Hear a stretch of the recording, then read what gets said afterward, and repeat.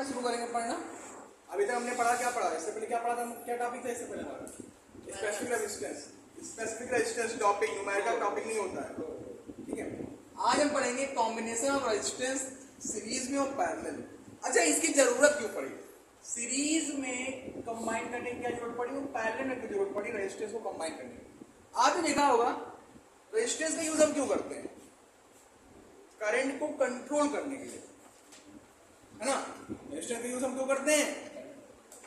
Current को control करने के लिए। अब देखो, अपने बचपन में एक 9 वोल्ट की बैटरी आती थी और बल्ब लेके बोर्ड लगा लगा जलाते थे, अरे लाइट जल रही है ये कह रहे हैं ना। लेकिन देखते होंगे कुछ देर लगाने के बाद वो बल्ब बुझ जाता था। क्यों? क्योंकि जो करंट चाहिए होता था, जो वोल्टेज चाहिए होता था किसको, बल्ब को, आप उससे ज्यादा उसे दे रहे होते थे। लेकिन आपको एक रेजिस्टेंस दिया जाता था। देखते होंगे आप रेडियो भी तोड़े हो या रेडियो में देखा हो तो हल्का हल्का पतला पतला कुछ लगा रहता है उसमें, है ना। वो रेजिस्टेंस कहलाता है। क्या कहलाता है? रेजिस्टेंस कहलाता है। दिखाऊंगा रेजिस्टेंस में भी आप लोग को। रेजिस्टेंस कुछ ऐसे होता है, जैसे ये ऐसे लगा होता है, तो इस पे लाल पीली नीली लाइन होती है। आईसी नहीं, आईसी वो इंटीग्रेटेड सर्किट कहलाता है। आईसी, आईसी अलग चीज है, ये अलग चीज है। उसमें लाल पीला हरा नीला लाइन खींची होती है, देखा होगा कभी, लाल पीली हरी नीली, है ना। सबका मतलब अलग अलग होता है। तो देखो, हमको क्यों जरूरत पड़ी सीरीज कनेक्ट करने की? सीरीज में हम तब कनेक्ट करते हैं जब हमें क्या कहते हैं, खूब ढेर सारी पावर आ रही होती है। खूब ढेर सारी पावर आ रही होती है इसमें सर्किट में, और उसे कंट्रोल करना होता है। तो हम क्या करते हैं, रेजिस्टेंस किसमें कनेक्ट कर देते हैं? सीरीज में। और पैरेलल में भी क्या कहते हैं, होता है मतलब कि अगर हमें रेजिस्टेंस ज्यादा चाहिए, करंट कम चाहिए, तो किसमें कनेक्ट करेंगे हम? सीरीज में। और हमें करंट ज्यादा चाहिए और थोड़ा रेजिस्टेंस काम करे, मतलब कि कंट्रोल हो जाए, तो किसमें कनेक्ट करेंगे हम? पैरेलल। तो यहाँ हमारा पहला कॉम्बिनेशन है रेजिस्टेंस का, कौन सा है वो? Series combination. अच्छा, सीरीज होता क्या है? आपने कभी सीरीज देखा? बच्चे अभी आपको हमने क्लास पढ़ाया था अर्थमेटिक प्रोग्रेशन, उसमें सीरीज बताया था। सीरीज जो लगातार चले, मतलब पहले वाले से कुछ संबंध हो उसका और आगे वाले से कुछ संबंध हो, रिलेशन हो। बस यहाँ देखो क्या है, ये वाला देखो क्या है, पहला वाला रेजिस्टेंस ये है ना, जो ए से लेके बी तक। दूसरा क्या है, ये सी तक। देखो एक दूसरे का हाथ पकड़े हुए हैं। अगर आप सीरीज बनाना चाहेंगे तो आप एक दूसरे का हाथ पकड़ते हुए चले जाए, तो एक सीरीज बन जाएगी, नहीं बन जाती है? बन जाती है ना। तो यहाँ देखो सीरीज कॉम्बिनेशन, देखो सीरीज में क्या जुड़े हुए हैं, रेजिस्टेंस 1 जुड़ा हुआ है, रेजिस्टेंस 2 जुड़ा हुआ है, रेजिस्टेंस 3 जुड़ा हुआ है, रेजिस्टेंस 4 जुड़ा हुआ है, सीरीज जुड़ा हुआ है ना। अब एक चीज बताओ, जब इसमें हम आई करंट फ्लो करेंगे इस वायर में, तो सब में बराबर करंट जाएगा ना। चाहिए रेजिस्टेंस हो, चाहिए रेजिस्टेंस हो, चाहिए रेजिस्टेंस, चाहिए रेजिस्टेंस हो, क्योंकि एक ही लाइन से जुड़े हुए हो। जब एक ही लाइन जुड़े हुए तो सब पे क्या होगा, बराबर करंट जाएगा। लेकिन हमने आपको बताया था कि एंड टू एंड, मतलब कि सिरे सिरों पे, एंड एंड पे क्या वोल्टेज डिफरेंस होता है कि नहीं होता है? यहाँ पे वोल्टेज मान लिया V1 है तो यहाँ पे V2 हो सकता है, यहाँ V3 हो सकता है, V4 हो सकता है, क्योंकि एंड टू एंड अगर इसको बंद कर दिया जाए तो A और B दो ही एंड तो है, तो इनके बीच हमने मान लिया पोटेंशियल डिफरेंस कितना लग रहा है, V1 लग रहा है, इनके बीच क्या लग रहा है, V2 लग रहा है, इनके बीच V3, इनके बीच V4, क्योंकि रेजिस्टेंस अलग अलग है तो करंट भी अलग अलग जाएंगे, चार्ज भी अलग अलग फ्लो होंगे। जब चार्ज भी अलग अलग फ्लो होंगे तो क्या होगा, पोटेंशियल डिफरेंस भी अलग अलग होगा, होगा कि नहीं होगा? अच्छा एक ही बताओ, यहाँ R1 R2 R3 R4 है क्या? रेजिस्टेंस है। I क्या है? करंट, जो कि इक्वल जा रहा है। तो V1 V2 V3 4। अच्छा एक चीज कभी कोई पूछ लेता है आपसे एग्जाम में, क्या पूछता है कि सीरीज कॉम्बिनेशन में क्या इक्वल होता है? हर जगह क्या बराबर होता है? क्या बराबर होता है हर जगह? तो ये करंट। छोटी छोटी चीजें आप पढ़ते चलिए, यही सब एग्जाम में आते हैं, ठीक है। अच्छा एक चीज बताओ, यहाँ हमें पता करंट तो हमारे इक्वल आई है, रेजिस्टेंस हमें कॉम्बिनेशन करना ही है। अच्छा यहाँ पे V1 वैल्यू है, V2 वैल्यू है, V3 वैल्यू, V4 वैल्यू है, हर पोटेंशियल डिफरेंस की अलग अलग वैल्यू है। तो अगर हमें निकालना होगा कि टोटल कितना होगा, क्या टोटल PD कितना होगा, पोटेंशियल डिफरेंस, तो टोटल पोटेंशियल डिफरेंस मान लिया V होगा, सबको जोड़ देंगे तो मान लिया कोई एक मिलेगा, मान लिया V मिला, तो V बराबर क्या हो जाएगा, V1 plus V2 plus V3, एक ही 3 तक रखो, 3 तक रखो V3, या कर लो 4 और V4 होगा, सबको जोड़ेंगे तभी तो आएगा टोटल। अच्छा V की वैल्यू क्या होगा, अगर मान लिया ये एक एंड से E तक, A से E तक मान लिया कोई दो एंड ही होते हैं, क्या होता, v होता। अगर यहाँ से यहाँ तक रेजिस्टेंस देखेंगे तो v ही तो होगा, टोटल v ही तो होगा, है ना। अब टोटल करंट कितना बह रहा होगा, I बह रहा होगा, और टोटल रेजिस्टेंस कितना होगा, तब सब जोड़ देंगे, R1 plus R2 plus R3 कितना होगा, R होगा ना। तो ठीक, तो v की वैल्यू क्या हो जाएगी, v बराबर क्या होता है, IR होती होगी ना। तो ऐसे V1 की वैल्यू क्या हो जाएगी, इस जगह पे कितना काम करेगा पोटेंशियल, IR1 काम करेगा ना। इस जगह पे कितना काम करेगा, IR2 पोटेंशियल काम करेगा, उस जगह पे कितना काम करेगा, IR3, और वहां पे IR4 क्या करेगा ना। अब ये सारी वैल्यू यहाँ पे सब्स्टिट्यूट कर दो, सारी वैल्यू क्या रखेंगे यहाँ पे, इसमें रख दो। जब इसमें सारी वैल्यू रख दिया हमने तो v बराबर क्या हो जाएगा, अच्छा v भी तो रखेंगे, v की वैल्यू रखेंगे कितना है, IR, मतलब टोटल इसमें इतना ही तो होना चाहिए भाई, टोटल इतना ही तो होगा, चाहे जितना जोड़ लो आएगा तो इसके बराबर ही आएगा ना।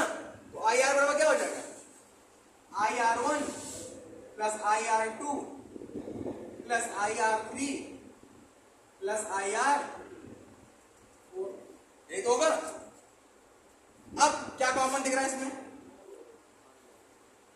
क्या कॉमन दिख रहा है, I बचा क्या, R1 plus R2 plus R3 plus R4, I से I कट गया, आया क्या, R is equal to R1 plus R2 plus R3, ऐसे डॉट डॉट डॉट चाहे जितना आ जाए। तो ये कौन सा कॉम्बिनेशन में मिल गया, कौन सा मिल गया, सीरीज कॉम्बिनेशन। अच्छा सीरीज कॉम्बिनेशन में क्या इक्वल होता है पूछ लेगा,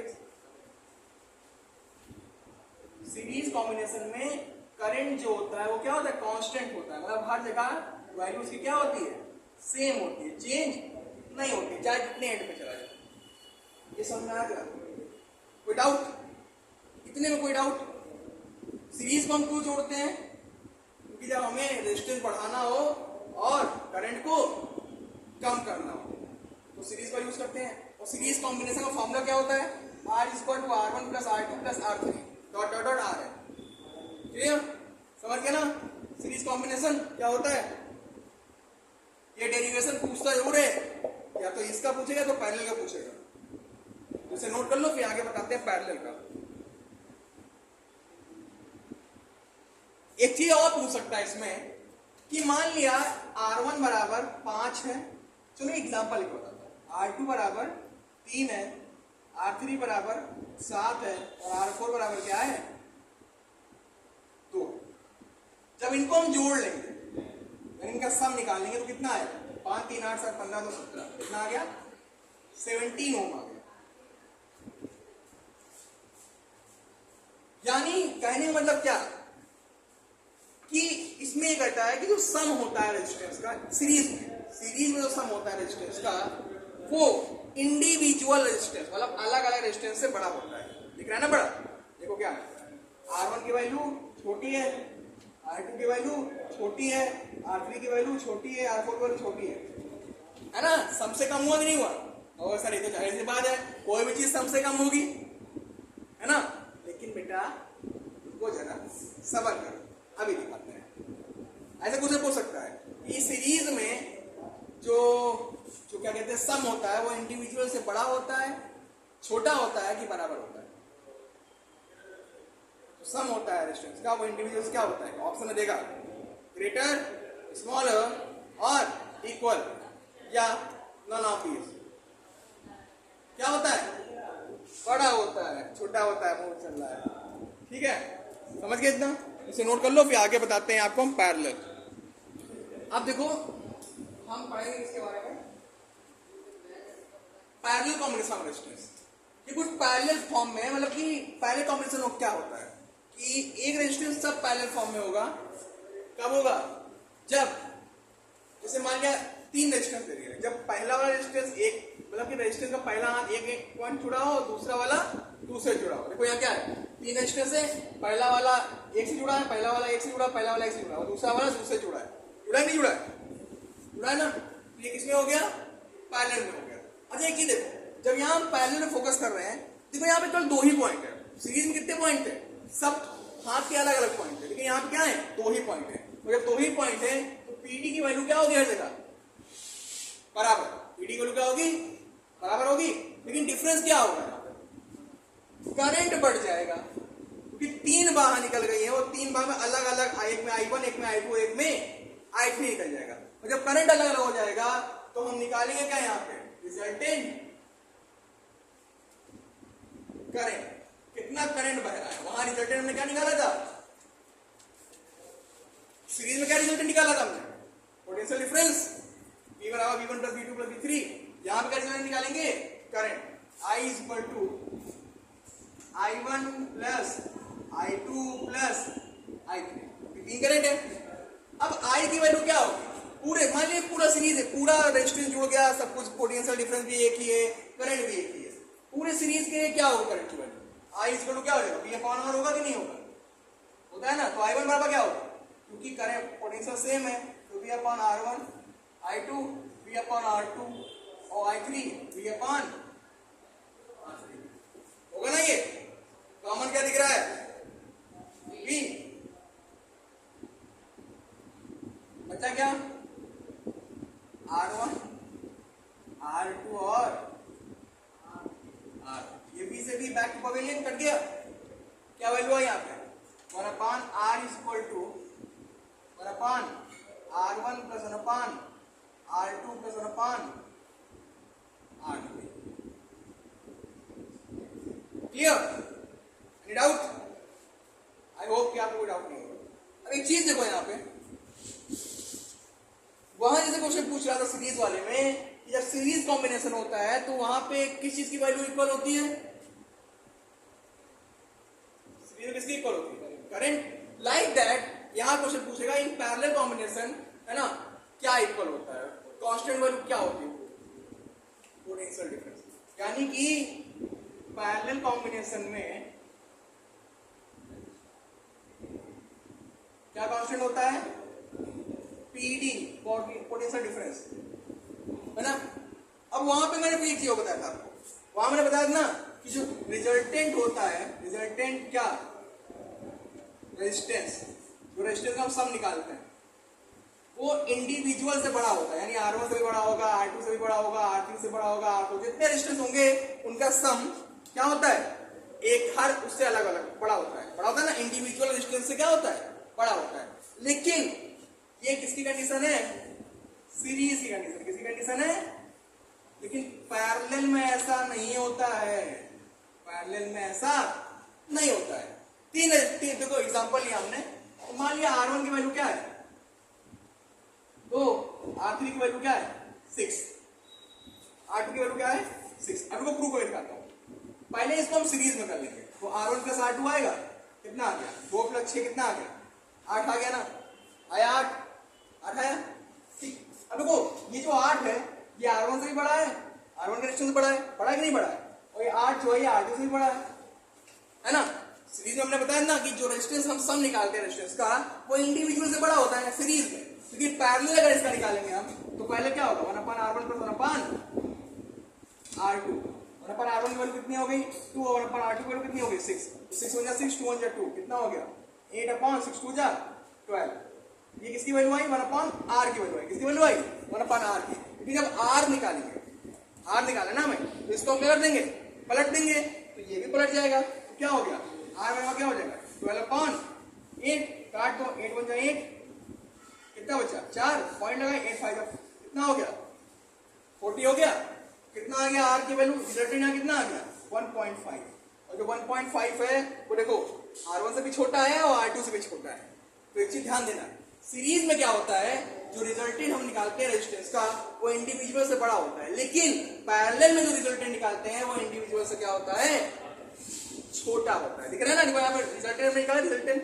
रिजल्टेंट ही तो है, मतलब सम किया रेजिस्टेंस का पैरेलल, और जब पैरेलल का हमने सम किया तो वहां को इंडिविजुअल अलग अलग जो रेजिस्टेंस है उनकी वैल्यू से भी कम आ रहा है, आ रहा है नहीं आ रहा है कम, आ रहा है कम।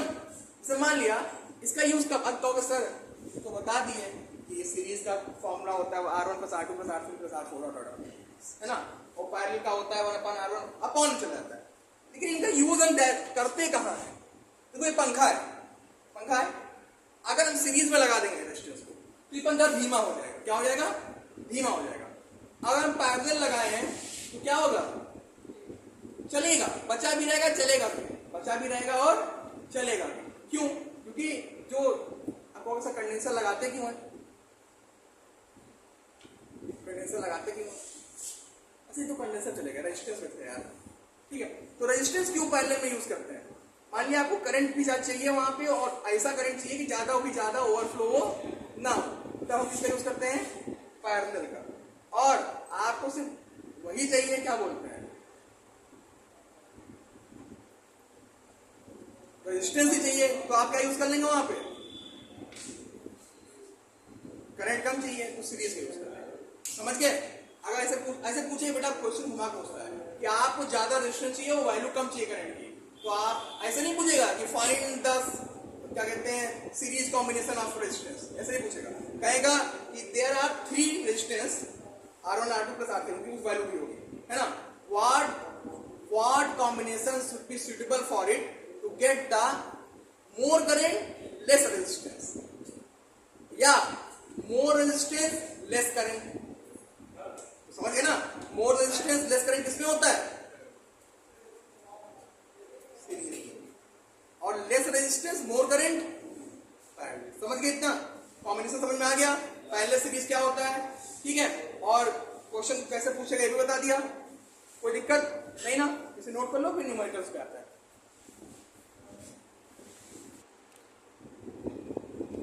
देखो अभी तक हमने आपको सीरीज में बताया कि कुछ रेजिस्टेंस लगे हुए हैं, मान लिया n रेजिस्टेंस लगे हुए हैं सीरीज में, कह दिया अगर n रेजिस्टेंस है सीरीज में तो रिजल्टेंट क्या होगा, तो रिजल्टेंट क्या होगा, नंबर ऑफ रेजिस्टेंस, कितने रेजिस्टेंस लगे हैं, मान लिया 3 लगे, 5 लगे, 6 लगे, 8 लगे हैं, और ईच की वैल्यू, ईच रेजिस्टेंस की वैल्यू क्या है। मान लिया कि कैसे बोल देगा कि 5 ओम के 10 रेजिस्टेंस लगे हुए हैं, 5 ओम के 10 रेजिस्टेंस लगे हुए हैं, तो बताओ कितना होगा। तो नंबर ऑफ रेजिस्टेंस मान लिया n और एक की वैल्यू मान लिया r, r मतलब r ईच की वैल्यू r, है ना। और अगर यहां मान लिया रिजल्टेंट क्या हो जाएगा, वही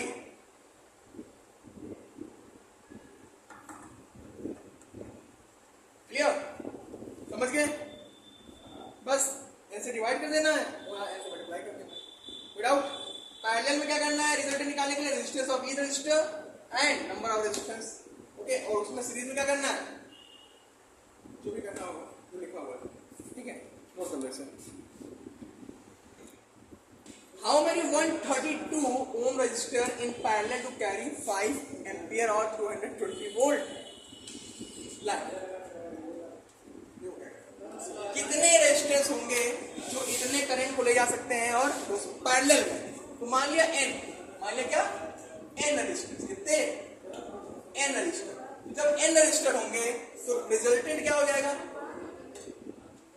तो रिजल्टेंट कितना हो जाएगा, आरपी कितना हो जाएगा, resultant of the parallel, resultant parallel, okay. क्या होगा, ईच की वैल्यू कितनी है 132 और नंबर n मान लिया। अच्छा एक चीज बताओ, R बराबर और क्या होता है, V अपॉन I होता है ना,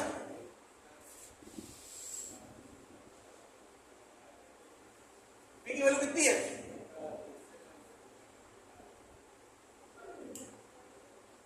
काटो इसे, किसे कटेगा 4 से, 4 पंचे 20, 4 पंचे 20, 4 तिहाई 12, 4 तिहाई 12, 11 पच्चे 55 और 11 तिहाई 35, 5 से 5 चल बसा आएगा 1/1 बराबर 3/n आया, तो n बराबर क्या हो जाएगा 3, यानी 3 रेजिस्टेंस को जब हम पैरेलल में ऐड करेंगे 132, जिसकी वैल्यू क्या होगी रेजिस्टेंस की 132 ओम होगी, तो हमें क्या मिलेगा, उस लाइन में, उस करंट में, उस सर्किट में क्या मिलेगा, 5 एम्पीयर करंट मिलेगा और 220 वोल्ट की लाइन मिलेगी। देखो क्वेश्चन घुमा दिया ना, ये ऐसे ही क्वेश्चन पूछेंगे। फिलहाल क्वेश्चन और हो जाएगा, चलो ठीक है, आज के लिए इतना ही रखते हैं, बाकी कल इसके न्यूमेरिकल्स लगाएंगे और heating effect of electric current बताएंगे, ठीक है। जैसे आप और ऐसे ही नॉलेज के लिए सब्सक्राइब करें, धन्यवाद।